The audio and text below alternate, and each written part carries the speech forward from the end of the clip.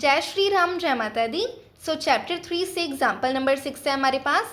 In a shop the cost of 2 pencils and 3 erasers is ₹9। तो एक shop में 2 pencils plus 3 erasers total ₹9 के हैं। And the cost of 4 pencils and 6 erasers is ₹18। And उसी shop में 4 pencils plus 6 erasers total ₹18 के हैं। Find the cost of each pencil and each eraser. तो हमें यहाँ पे एक पेंसिल एंड एक इरेजर की कॉस्ट फाइंड करनी है। तो चलिए स्टार्ट करते हैं। तो यहाँ पे क्योंकि हमें कॉस्ट फाइंड करनी है पेंसिल एंड इरेजर की, तो सबसे पहले हम इनकी कॉस्ट को लेट कर लेते हैं। Let the cost of 1 pencil equal to X rupees and let the cost of 1 eraser equal to Y rupees. According to question अब हम अपनी लीनियर इक्वेशंस फॉर्म कर लेंगे। तो पहली इन्फॉर्मेशन हमें गिवन है कि 2 पेंसिल्स प्लस 3 इरेजर टोटल ₹9 की हैं। सो 2 पेंसिल्स हैं एंड एक पेंसिल कितने रुपए की है? X रुपीज़ की। सो 2X प्लस 3 इरेजर्स हैं एंड एक इरेजर कितने रुपीज़ का है? Y रुपीज़ का, इक्वल टू 9 रुपीज़। तो जितना भी पेंसिल्स के ऊपर खर्चा हुआ प्लस जितना भी इरेजर्स के ऊपर खर्चा हुआ टोटल मिला के 9 रुपीज़ है। सो ये हमारी फर्स्ट इक्वेशन बन गई। अब हम अपनी सेकेंड इक्वेशन फॉर्म कर लेते हैं। सो 4 पेंसिल्स यानी कि 4, एक पेंसिल की कॉस्ट कितनी है? प्लस 6 इरेजर्स 6 एंड एक इरेजर की कॉस्ट कितनी है? Y रुपीज़, इक्वल टू इन पर कितना खर्चा हो रहा है? 18 रुपीज़ का। सो ये हमारी सेकेंड इक्वेशन बन गई है। अब हम यहाँ पे सब्स्टिट्यूशन मेथड का यूज़ करके x एंड y की वैल्यूज़ फाइंड करेंगे। तो यहाँ पे मैं फर्स्ट इक्वेशन में से x वेरिएबल की वैल्यू निकाल लेती हूँ। सो यहाँ पे मैं लिखूँगी फ्रॉम इक्वेशन 1। सो हम क्या करेंगे, इक्वेशन 1 में सबसे पहले 2x को लेफ्ट हैंड साइड पे रहने देंगे, देन 9 माइनस का हो जाएगा हमारे पास 3y राइट हैंड साइड पे आके। सो यहाँ पे x आ जाएगा इक्वल टू 9 माइनस 3y। 2 जो है इसके साथ मल्टीप्लाई हो रहा है तो राइट हैंड साइड पे आके डिवाइडेड बाय में आ जाएगा। सो ये हमारे पास x वेरिएबल की वैल्यू आ चुकी है। अब हम इसे सब्स्टिट्यूट कर देंगे अपनी सेकंड इक्वेशन में, यानी कि पुट कर देंगे सेकंड इक्वेशन में जहाँ पे हमें x दे रखा है। सो यहाँ पे मैं लिख देती हूँ substitute the value of x in equation 2। तो हमारी इक्वेशन 2 क्या है? 4x plus 6y equal to 18। ये वाली वैल्यू पुट कर देंगे। 9 minus 3y by 2 plus 6y equal to 18। So यहाँ पे ये जो 4 एंड 2 है इसे हम कैंसिल कर सकते हैं। 2 1 ज़ा 2, 2 2 ज़ा 4।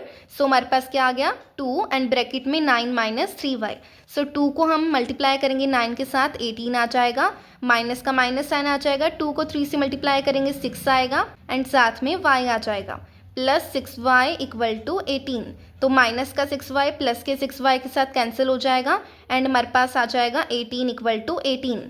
तो हमारे पास left hand side right hand side की इक्वल आ चुकी है। तो जब भी हम सब्स्टिट्यूशन या फिर एलिमिनेशन मेथड का यूज़ करके x या फिर y वेरिएबल की वैल्यू निकालना चाहते हैं एंड हमारे पास x या फिर y वेरिएबल की वैल्यू नहीं निकल पाती है and left hand side right hand side की इक्वल आ जाती है, जैसे यहाँ पे 18 इक्वल टू 18 हो चुका है, तो इसका मतलब है जो हमारे पास इक्वेशंस होती हैं वो सेम होती हैं। जैसे हमारे पास first equation and second equation है, ये दोनों बिल्कुल सेम है। हमें यहाँ पे नज़र भी आ रहा है जो हमारी सेकेंड इक्वेशन है वो बिल्कुल डबल है हमारी फर्स्ट इक्वेशन के। जैसे यहाँ पे 4x है तो ऊपर 2x है, इसको अगर हम मल्टीप्लाई कर देंगे 2 से तो ये 4x बन जाएगा।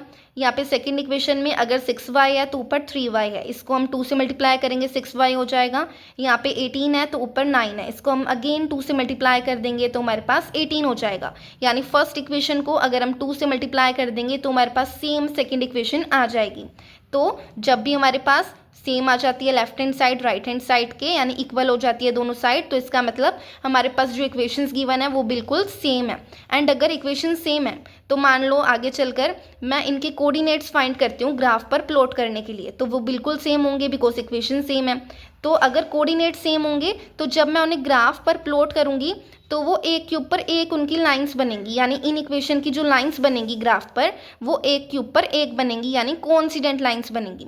तो अगर कोइंसिडेंट लाइंस बनेगी, मान लो ये फर्स्ट इक्वेशन के लिए लाइन बन गई एंड इसी के ऊपर सेकंड इक्वेशन की लाइन बन गई, तो बहुत सारे हमें कॉमन पॉइंट्स देखने को मिलेंगे। तो इसका मतलब है इन दोनों इक्वेशंस के इनफाइनाइटली मैनी सॉल्यूशंस होंगे। मैनी सॉल्यूशन होंगे इसका क्या मतलब है? x एंड y की बहुत सारी वैल्यूज़ निकलेंगी। तो यहाँ पे मैं लिख देती हूँ Hence, the given equations has infinite many solutions. We cannot find unique cost of pencil and eraser. तो क्योंकि इन दोनों इक्वेशन के बहुत सारे सॉल्यूशंस होंगे यानी एक्स एंड वाई की बहुत सारी वैल्यूज़ होगी, तो इसीलिए हम पेंसिल एंड इरेजर की एक अलग से कॉस्ट नहीं फाइंड कर सकते। एक्स एंड वाई हमने किसको लेट करा है? पेंसिल एंड इरेजर की कॉस्ट को। तो इसकी बहुत सारी वैल्यूज़ होंगी, तो इसीलिए हम एक अलग से कॉस्ट नहीं बता सकते हैं इन दोनों की। ठीक है, तो ऐसे करके हमने इस एग्जाम्पल नंबर 6 को पूरा सोल्व कर लिया है। Thank you for watching this video guys. अगर आपको इस वीडियो से थोड़ी सी भी मदद मिली हो so like share and subscribe ज़रूर कीजिएगा।